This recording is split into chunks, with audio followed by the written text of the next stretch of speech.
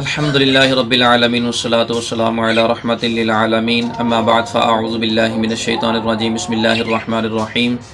حاضرین، آج کا ہمارا درس شریعت صدقہ فطر کے حوالے سے ایک مسئلے کی صراحت کرنا ہے۔ مسئلہ یہ ہے کہ کیا چند لوگ اپنا صدقہ فطر ایک ہی مسکین کو جمع کروا سکتے ہیں؟ یعنی جس طرح شریعت میں یہ جائز ہے کہ ایک بندہ اپنا صدقہ فطر چند مسکینوں کے اوپر تقسیم کر دے، 10 مسکینوں کے اندر بانٹ دے، تو کیا ایسا بھی درست ہے کہ 10 بندے اپنا صدقہ فطر ایک مسکین کو دے دیں؟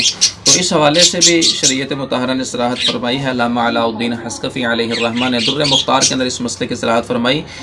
جاز دفع کل شخص فطرتہ الی مسکین او مساکین، کہ ہر شخص یا چند لوگ اپنا جو فطرہ ہے وہ ایک مسکین کو بھی دے سکتے ہیں اور چند مساکین کو بھی دے سکتے ہیں۔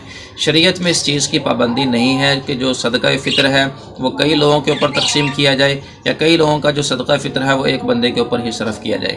ہر دو طرح کی صورتیں جو ہے نا وہ شریعت میں جائز ہے، اور شریعت کی طرف سے یہ رخصت دی گئی ہے، امت کے لیے رخصت ہے کہ وہ چاہیں تو اپنا فطرہ کئی لوگوں کو بھی دے سکتے ہیں، چاہیں تو اپنا فطرہ ایک مسکین یا ایک فقیر کو بھی دے سکتے ہیں۔